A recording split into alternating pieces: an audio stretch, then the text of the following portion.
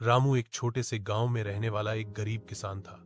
उसके पास बहुत ज्यादा जमीन नहीं थी, बस 2 बीघा खेत था जिससे वह अपने परिवार का पेट पालता था। रामू के परिवार में उसकी पत्नी सीता और 2 छोटे बच्चे थे। घर कच्चा था, साधन सीमित थे, लेकिन रामू का दिल बहुत बड़ा था। वह मेहनत और ईमानदारी से जीने में विश्वास रखता था। हर दिन रामू सूरज निकलने से पहले उठ जाता। वह अपने बैलों को चारा देता, फिर खेतों की ओर निकल पड़ता।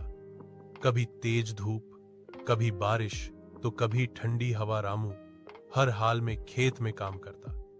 वह जानता था कि अगर आज मेहनत नहीं करेगा तो कल उसके बच्चों को भूखा सोना पड़ेगा।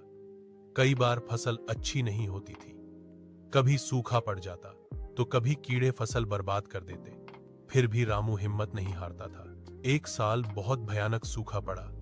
गांव के ज्यादातर किसानों की फसल बर्बाद हो गई। रामू के घर में अनाज लगभग खत्म हो चुका था।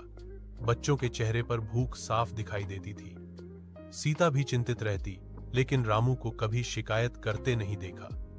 वह बस इतना कहता, भगवान मेहनत करने वालों का साथ जरूर देता है। एक दिन रामू खेत में हल चला रहा था, तभी उसकी नजर जमीन में गड़ी एक पुरानी मिट्टी की हांडी पर पड़ी। उसने उसे बाहर निकाला तो देखा कि उसमें कुछ पुराने सोने के सिक्के थे। रामू चौंक गया।